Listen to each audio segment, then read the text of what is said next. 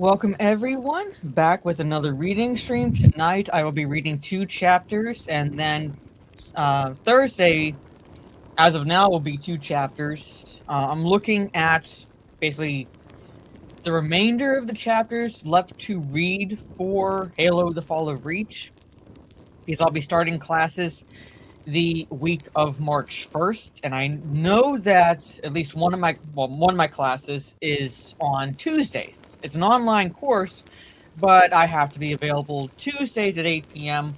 for live lectures. I don't know about the other course just yet. There has been nothing as far as announcements on when the live lectures will happen, so I don't know what the schedule is going to be like beginning March 1st. I just know Tuesdays are going to be out. So what I'm going to try to do is finish Halo prior to classes starting, so that way I can take at least that week off.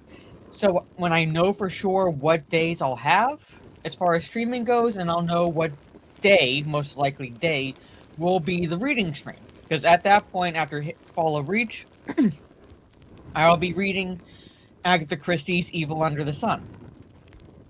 So, but for tonight, I'm going to read 2 chapters, and after tonight, I'm going to look at the chapters moving forward to see if, depending on how long chapters 27 and 28 are, how I'm going to break it up, so that way by next week I'll have the book finished. So, but without further ado, let's begin chapter 25. Now I'm getting my voice back. Still have allergies. Okay. Good morning, Dr. Halsey, Deja said. You're 14.3 minutes late this morning. Blame security, Deja, Dr. Halsey replied, gesturing absently at the AI's holographic projection floating above her desk. Oni's precautions here are becoming increasingly ridiculous. Dr. Halsey threw her coat over the back of an antique armchair before settling behind her desk. She sighed and, for the 1000th time, wished she had a window. The private office was located deep underground, inside the Omega wing of the super-secure Oni facility codenamed simply Castle. Castle was a massive complex, 2,000 meters below the granite protection of the Highland Mountains, bomb-proof, well-defended, and impenetrable. The security had its drawbacks, she was forced to admit. Every morning she descended into the secret labyrinth, passed through a dozen security checkpoints, and submitted to a barrage of retina, voice, fingerprint, and brainwave ID scans. Oni had buried her here years ago when her funding had been shunted to higher profile projects. All other personnel had been transferred to other operations and her access to classified materials had been severely restricted. Even shadowy Oni was squeamish about her experiments. Ironic given the nature of Oni, but... That's all changed. Thanks to the Covenant, she thought. The Spartan Project, unpopular with the Admiralty and the scientific community, had proven most effective. Her Spartans had proven themselves time after time in countless ground engagements. When the Spartans started racking up successes, the Admiralty's reticence vanished. Her meager budget had mushroomed overnight. They had offered her a corner office in the prestigious Olympic Tower at FleetCom HQ. She had, of course, declined. Now the brass and VIPs that wanted to see her had to spend half the day just getting through the security barriers to her lair. She relished the irony. Her banishment had become a bureaucratic weapon.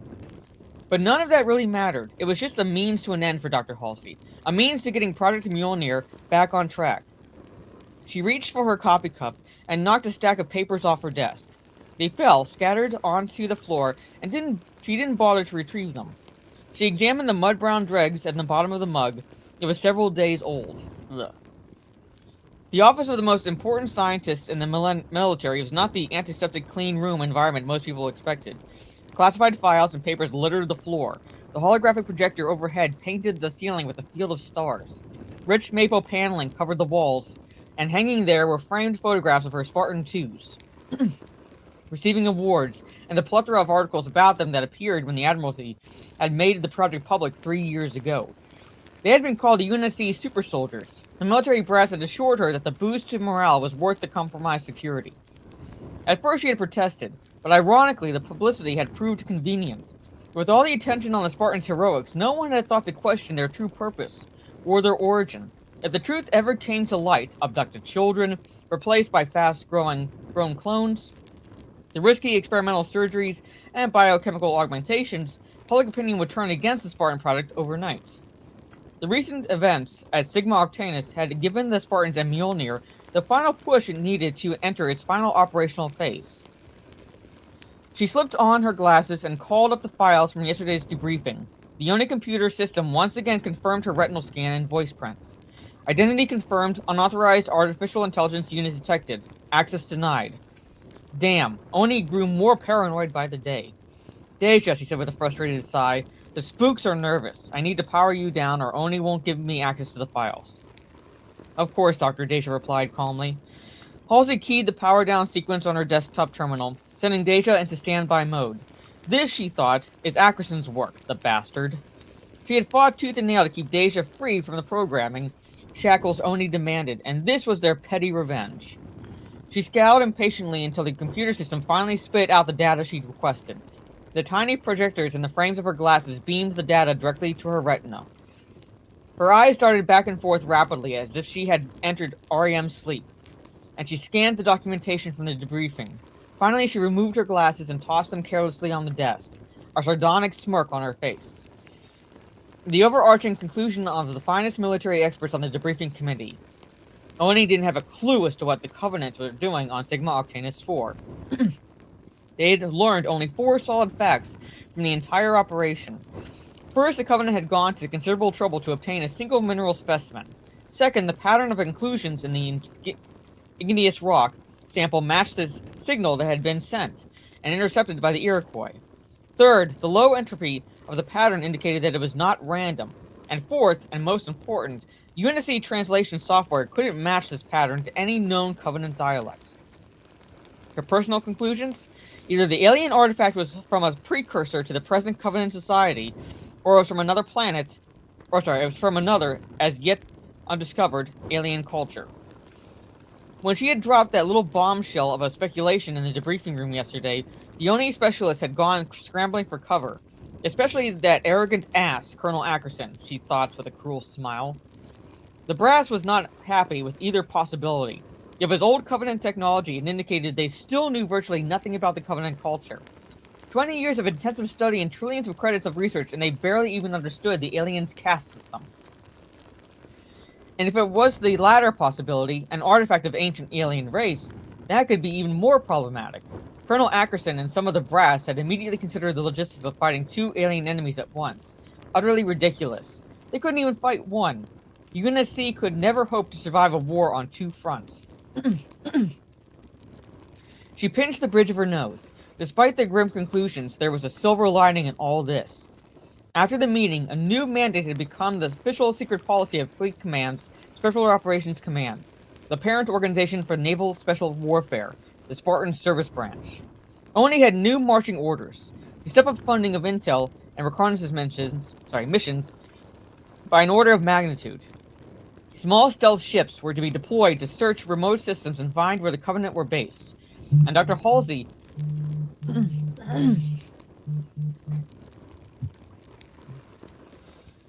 And Dr. Halsey had finally received the green light to unleash Mjolnir.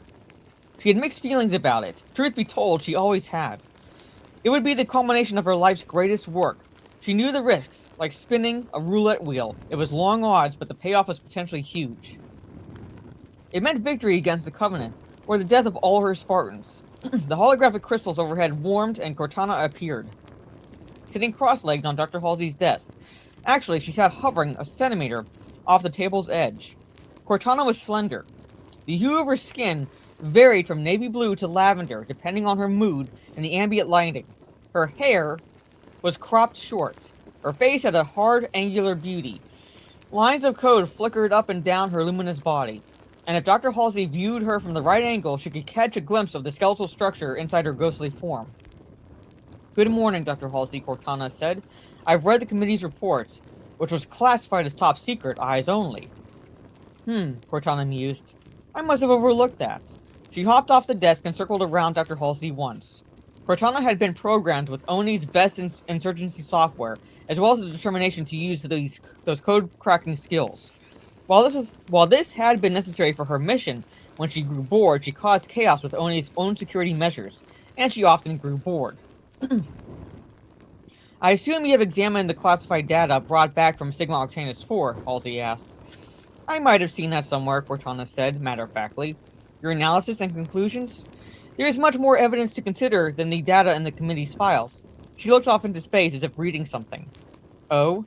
40 years ago, a geological survey team on Sigma Octanus IV found several igneous rocks, or similar, though not identical, anomalous compositions. UNSC geologists believe that these samples were introduced onto the planet via meteorite impacts. They typically are found in long eroded impact craters on the planet's surface. Isotopic dating of the site places those impact craters at present minus 60,000 years. Cortana paused as a hint of smiles played across her holographic features, though that figure may be inaccurate due to human error, of course. Of course, Dr. Halsey replied dryly. I have also, coordinated with UNSC's astrophysics department and discovered some interesting bits archived in their long-range observational databases. There's a black hole located approximately 40,000 light-years from the Sigma Octanus system. An extremely powerful pulse laser transmission backscattered the matter in the accretion disk. Essentially trapped the signal as its matter accelerated toward the speed of light. From our perspective, according to special relativity, this essentially froze the residue of this information on the event horizon. I'll take your word for it, Dr. Halsey said. This frozen signal contains information that matches the sample from Sigma Octanus IV, Cortana sighed and her shoulders slumped. Unfortunately, all my attempts at translating the code have failed, so far. Your conclusions, Cortana? Dr. Halsey reminded her. Insufficient data for complete analysis, Doctor. Hypothesize. Cortana bit her lower lip. There are two possibilities. The data originates from the Covenant or another alien race, she frowned. If it's another alien species, the Covenant probably wants those artifacts to scavenge their technology. Either conclusion opens several new opportunities for the nav spec weapon. I'm aware of that, Dr. Halsey said, raising her hand. If she allowed the AI to continue, Cortana would talk all day. One of those opportunities is Project Mjolnir. Cortana spun around and her eyes widened. They approved the final phase. Is it possible, Cortana? Dr. Halsey replied, amused, that I know something you don't? Cortana wrinkled her brow in frustration, then smoothed her features to their normal placid states. I suppose that that is a remote possibility, if you'd like. I can calculate those odds. No thank you, Cortana, Halsey replied. Cortana reminded Dr. Halsey of herself when she had been an adolescent. Smarter than her parents, always reading, talking, learning, and eager to share her knowledge with anyone who would listen. Of course, there was a good reason why Cortana reminded Dr. Halsey of herself. Cortana was smart. Was a smart AI, an advanced artificial construct. Actually, the terms smart and dumb as applied to AIs was misleading. All AIs were extraordinarily intelligent, for Cortana was special. So-called dumb AIs within the set limits of their dynamic memory processing matrix were brilliant in their fields, but were lacking in creativity. Deja, for example, was a dumb AI, incredibly useful, but limited. Smart AIs like Cortana, however, had no limits on their dynamic memory processor matrix. Knowledge and creativity could grow unchecked. She would pay a price for her genius, however. Such growth eventually led to self-interference. Cortana would one day literally start thinking too much at the expense of her normal functions. It was as if a human were to think with so much of his brain that he stopped sending impulses to his heart and lungs. Like all the other smart AIs that Dr. Halsey had worked with over the years, Cortana would effectively die after an operational life of 7 years. For Cortana's mind was unique among all the other AIs Dr. Halsey had encountered. An AI's matrix was created by sending electrical bursts through the neural pathways of a human brain. Those pathways were then replicated in a superconducting nano-assemblage. The technique destroyed the original human tissue, so they could only be obtained from a suitable candidate that had already died. Cortana, however, had to have the best mind available. The success of her mission and the lives of the Spartans would depend on it. At Dr. Halsey's insistence, Oni had arranged to have her own brain carefully cloned and her memories flash transferred to the receptacle organs.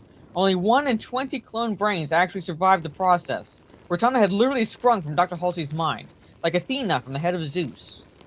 So in a way, Cortana was Dr. Halsey.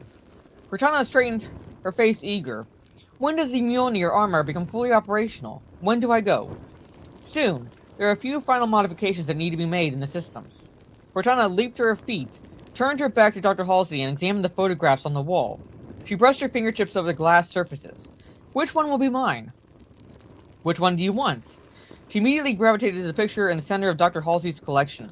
It showed a handsome man standing at attention as Vice Admiral Stanforth pinned the UNSC Legion of Honor upon his chest, a chest that already overflowed with citations. Cortana framed her fingers around the man's face. "He's so serious," she murmured. "Thoughtful eyes, though. Attractive in a primitive animal sort of way. Don't you think, Doctor?" Dr. Halsey blushed. Apparently she did think so. Cortana's thoughts mirrored many of her own, only unchecked by normal military and social protocol. "Perhaps it would be best if you picked another." Cortana turned to face Dr. Halsey and cocked an eyebrow, mock stern. "You asked me which one I wanted." "It was a question, Cortana. I did not give you carte blanche to select your carrier.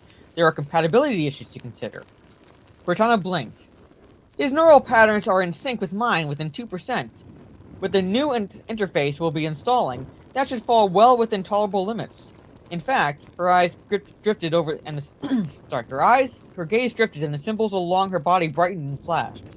"I have just developed a custom interface buffer that will match us within 0.081%. You won't find a better match among the others." "In fact," she added coyly, "I can guarantee it."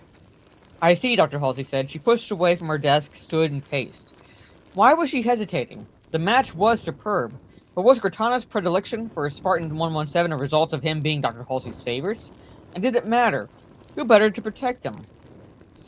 Dr. Halsey walked over to the picture. He was awarded this Legion of Honor medallion because he dove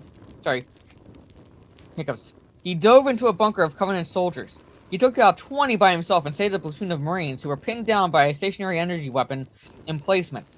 I've read the report, but I'm still not sure how he managed to do it. She turned to Cortana and stared into her odd, translucent eyes. "You've read his CSV." "I'm reading it again right now." "Then you know he is neither the smartest, nor the fastest, nor the strongest of the Spartans. But he is the bravest, and quite possibly the luckiest. And in my opinion, he is the best." "Yes," Cortana whispered. "I concur with your analysis, Doctor." She drifted closer. "Could you sacrifice him if you had to? If it meant completing the mission?" Dr. Halsey asked quietly. "Could you watch him die?" Cortana halted, and the processing symbols racing across her skin froze mid-calculation. "My priority alpha order is to complete this mission," she replied emotionlessly. "The Spartan's safety, as well as mine, is a beta-level priority command." "Good," Dr. Halsey returned to her desk and sat down. "Then you can have him." Cortana smiled and blazed with brilliant electricity. "Now," Dr. Halsey said, and tapped on her desk to regain Cortana's attention. "Show me your pick of our ship candidates for the mission." Cortana opened her hand. In her palm, there was a tiny model of a Halcyon-class UNSC cruiser. "The Pillar of Autumn," Cortana said. Dr. Halsey leaned back and crossed her arms. Modern UNSC cruisers were rare in the fleet. Only a handful of the impressive warships remained, and those were being pulled back to bolster the defense of the inner colonies. This junk heap, however, was not one of those ships. "The Pillar of Autumn is 43 years old," Cortana said. "Halcyon-class ships were the smallest vessels ever to receive the cruiser designation. It is approximately one-third the tonnage of the Marathon-class cruiser currently in service." Halcyon-class ships were pulled from long-term storage. They were designated to be scrapped, in fact. The Autumn was refit in 2550 to serve in the current conflict near Zeta Doradus. Their Mark II fusion engines, simply a tenth of the power of modern reactors. Their armor is light by current standards. Weapon refits have upgraded their offensive capabilities with a single magnetic acceleration cannon and 6 Archer missile pods. The only noteworthy design feature of this ship is the frame. Cortana reached down and pulled off the skin of the holographic model as if it were a glove. The structural system was designed by a Dr. Robert McLeese, co-founder of the Reese-McLeese shipyards over Mars, in 2510. It was at the time deemed unnecessarily overmassed and costly due to a series of cross-bracings and interstitial honeycombs. The design was subsequently dropped from all further production models. Halcyon-class ships, however, have a reputation for being virtually indestructible. Reports indicate these ships being operational even after sustaining breaches to all compartments and losing 90% of their armor. "Their duty record?" Dr. Halsey asked. "Substandard," Cortana replied. "They are slow and ineffective in offensive combat. They are somewhat a joke within the fleet." "Perfect," Dr. Halsey said. "I concur with your final selection recommendation. We will start the refit operations at once." "All we need now," Cortana said, "is a captain and crew." Ah, yes, the captain. Dr. Halsey slid on her glasses. I have the perfect man for the job. He's a tactical genius. I'll forward you his CSV, and you can see for yourself. She transferred the file to Cortana. Cortana smiled, but it quickly faded. His maneuvers at Sigma Octanus IV were performed without an onboard AI. His ship left dock without an AI for technical reasons. I believe he has no compunctions about working with computers. In fact, it was one of the first refit requests he put in for the Iroquois. Cortana did not look convinced. Besides, he has the most important qualification for this job. Dr. Halsey said, the man can keep his secrets. And that ends chapter 25. I'll be taking a quick water break, and I'll begin chapter 26. So chat, we're meeting Cortana.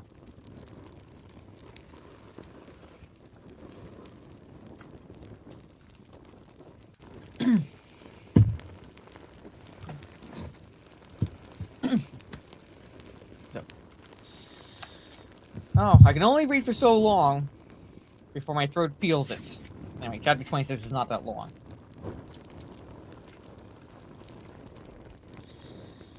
This was the third time John had been in this highly secure briefing room on Reach. The amphitheater had an aura of secrecy, as if matters of grave importance had regularly been discussed within a circular wall.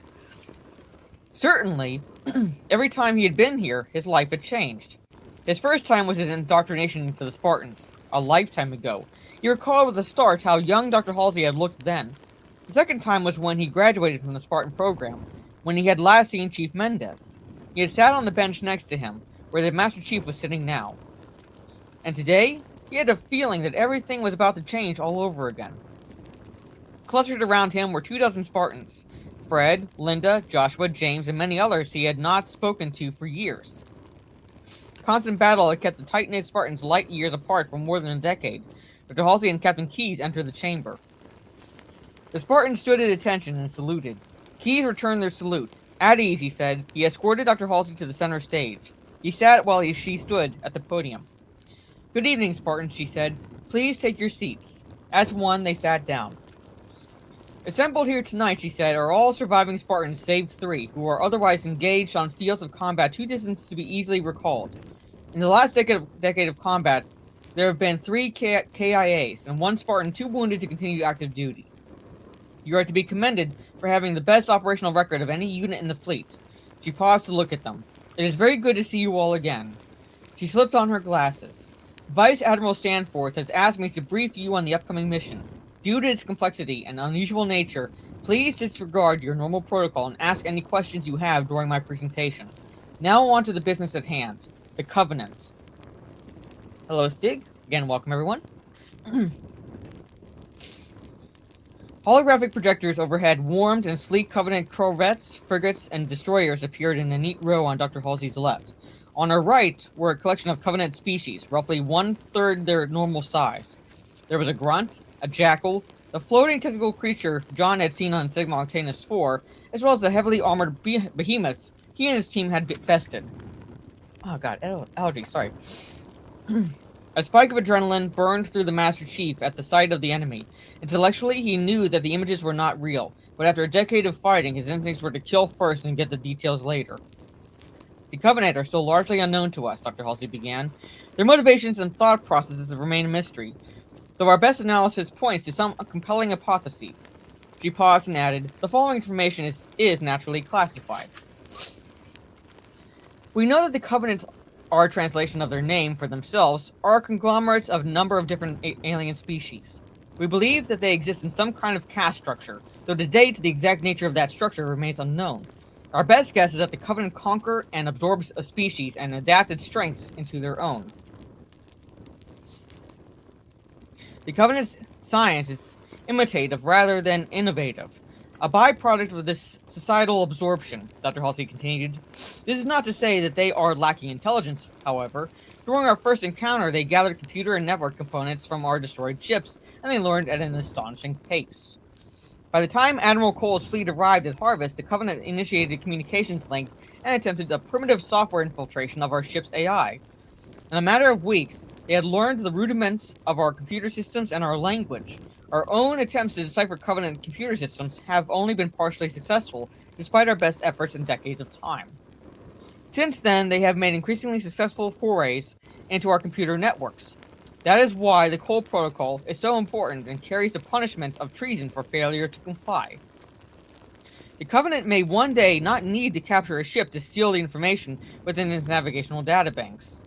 The Master Chief stole a glance at Captain Keyes. The captain cupped an antique pipe in one hand. The Navy officer puffed on it once and stared thoughtfully at Dr. Halsey and the examples of the Covenant vessels. He slowly shook his head. As I stated earlier, Dr. Halsey continued, the Covenant are a collection of genetically distinct groups in what we believe is a rigid caste system. She waved toward the grunts and jackals. These are most likely part of their military or warrior castes, not the highest ranking caste either, given how many are sacrificed during ground operations. We also know that there is a race of field commanders, which we have historically called elites. She stepped forward, the floating tentacular aliens. We believe these are their scientists. As she moved closer, the figure animated. The image showed the creature disassembling an electric car of human manufacture. John instantly recognized his own battlefield recording. She pointed to the giant armored creatures. This was recorded on Sigma Octanus IV. Hunters, which very well may be superior to either grunts or jackals. Massive aliens also sprang into motion, lumbering into combat, until Dr. Halsey froze the images in place. She turned and strolled back to the podium. Oni hypothesizes at least 2 additional castes. A warrior capable of commanding ground forces and possibly piloting their ships, and a leadership caste. We have deciphered a handful of Covenant transmissions that refer to... She paused, checking notes on the data screen in her glasses. Ah yes, prophets. We believe that these prophets are in fact the leadership caste, and that they are viewed by the Covenant rank and file with an almost religious reverence. The prophets lied. But moving on. Dr. Halsey removed her glasses. This is where you come in. Your mission will involve the so-called prophets and will be executed in 4 phases. Phase 1. You will engage the Covenant and sufficiently disable, but not destroy, one of their ships. She turned to face Captain Keyes. I leave that in the capable hands of Captain Keyes and his newly refitted ship, the Pillar of Autumn. Captain Keyes acknowledged her compliments with a curt nod. He tapped the stem of his pipe on his lips thoughtfully. The Master Chief was unaware of any Covenant ship ever being captured. He had read the reports of Captain Keyes' actions at Sigma Octanus IV and considered the odds of actually capturing a Covenant vessel. Even for a Spartan, it would be a difficult mission. Phase 2, Dr. Halsey said. Spartans will board the disabled Covenant ship, neutralize the crew, and crack their navigation database. We will do precisely what they have been trying to do to us. Find the location of their home world. So. Probably. Yes. Because I'm on chapter 26. Where did I leave off? Okay. The Master Chief raised his hand. Yes, Master Chief. Ma'am, will we be given mission specialist personnel to access the Covenant computers? And I'm going to take a break here. Rookie, I literally just saw your message because I have been busy with holidays, and then sick, and now school. But now that, like, everything's situated, I should be able to start, doing what I need to do. So, but I was sick for, like, 2-3 weeks. Post-Christmas, which was fun. Anyway. Master Chief raised his hand. Yes, Master Chief? Ma'am, well, okay, yeah. In a manner of speaking, she said, and looked away. I will come to that point in a moment. Let me assure you, however, that these specialists will cause you no serious complications during this phase. In fact, they will prove rather useful in combat. Shortly, you shall have a demonstration.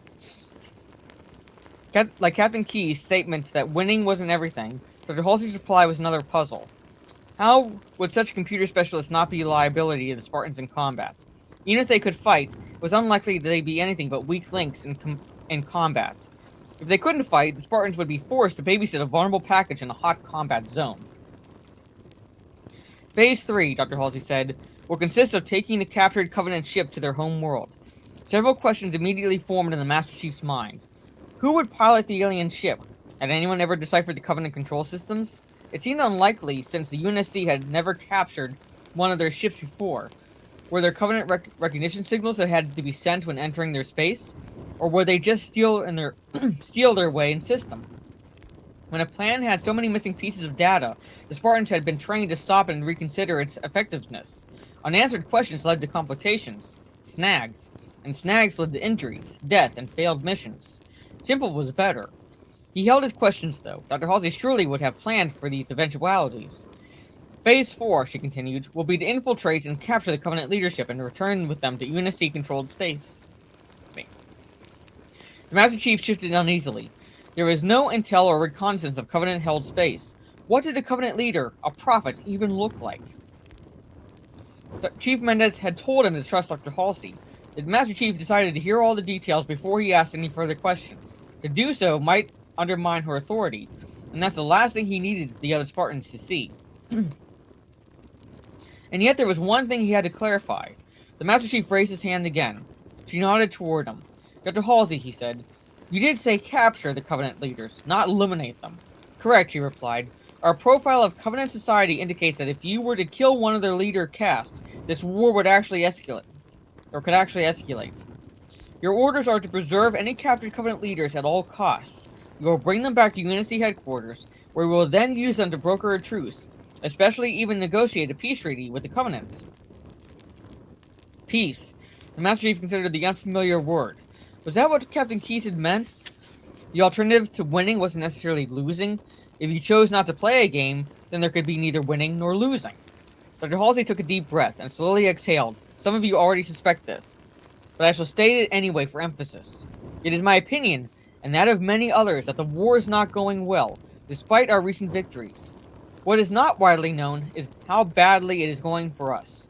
Oni predicts that we have months, perhaps as much as a standard year, before the Covenant locates and destroys our remaining inner colonies, and then moves against Earth. The Master Chief had heard the rumors and promptly dismissed them, but to hear the words from someone he trusted chilled him to the core. Your mission will prevent this, Dr. Halsey said. She stopped and frowned, lowered her head, and then finally looked up at them again. This op is considered extremely high risk. There are unknown elements involved, and we simply do not have the time to gather the required intelligence. I persuaded FleetCom not to order you on this mission. Vice Admiral Stanforth is asking for volunteers. The Master Chief understood. Dr. Halsey was unsure if she would be spending their lives or wasting them on this mission. He stood without hesitation, and as he did so, the rest of the Spartans stood as well. Good, she said. She paused and blinked several times. Very good, thank you. She stepped away from the podium. We will meet with you individually within a few days to continue your briefing. I will show you how you will get our computer experts on board the Covenant vessel, and I will show you the one thing that will let you get through this mission in one piece. Mjolnir. And thus ends chapter 26. So,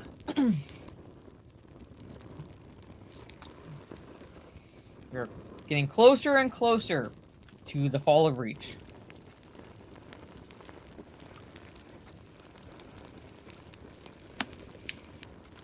Well, these chapters aren't that long. So I actually, like I said, I gotta look at the chapter lengths for 27 and 28. And if possible, what I'll do is I'll shift, like what I was planning on doing. So that way, like say this Thursday, I do 27 through 29. And that way, by next week, I will have finished the Fall of Reach before my classes officially start.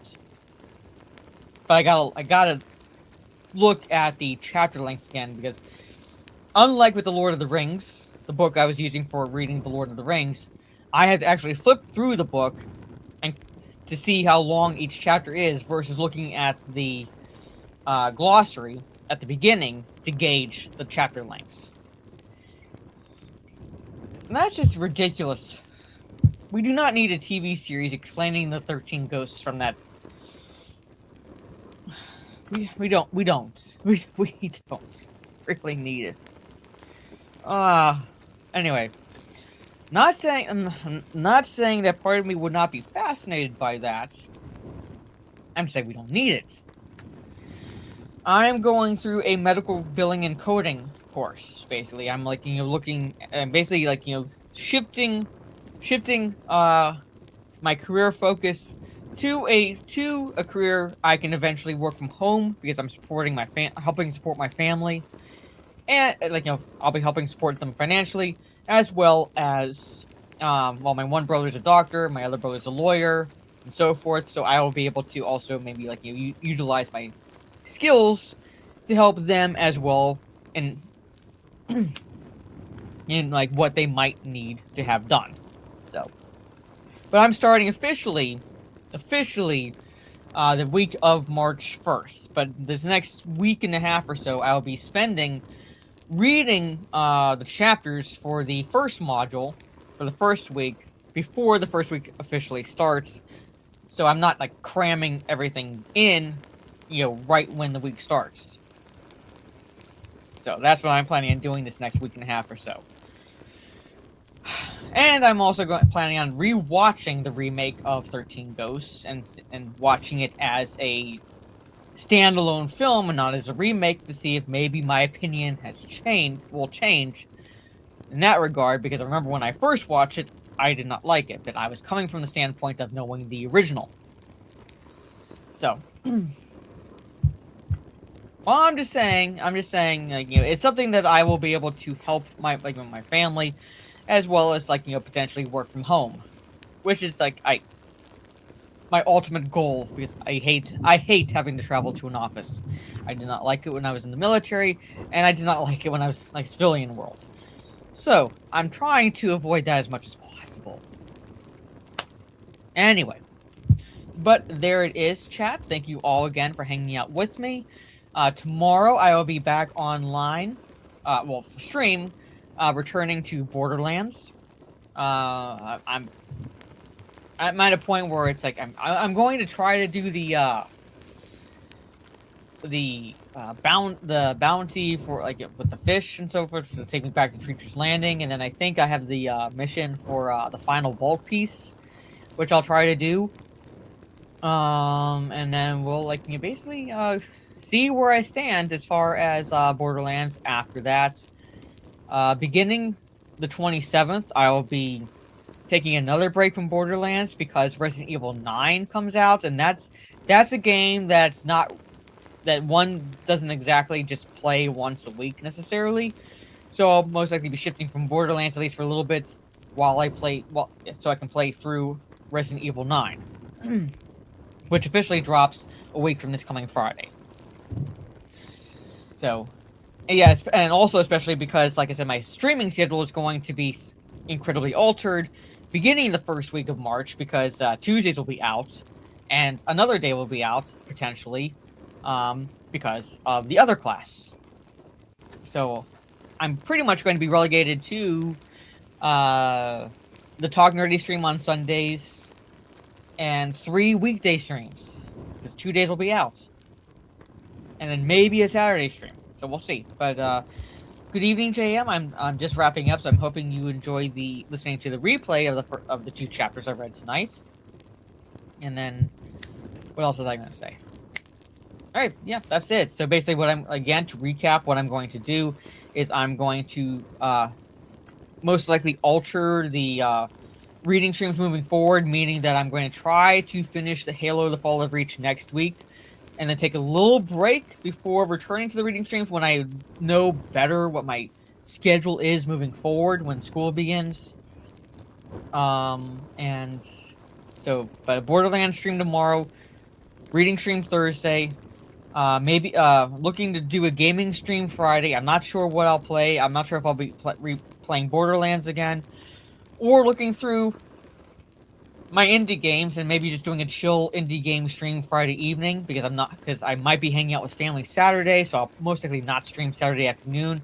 I'll be doing a watch party on my Discord in the evening. I'll pick a movie to watch, and I'll let you all know the closer we get to the weekend. And then next Sunday, Talk Nerdy to Us will be on my Nerdy Homes channel at 8:30 p.m. Eastern.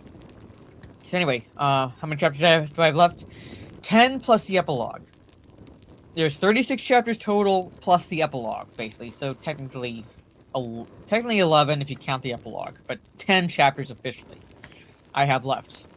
But that said, we are close. We are close to experiencing the Fall of Reach. But at any rate, ladies and gentlemen, Have a good rest of your day or evening, wherever you are in the world, and I will see you all tomorrow evening for some more mayhem within Borderlands. Take care, stay safe, and peace.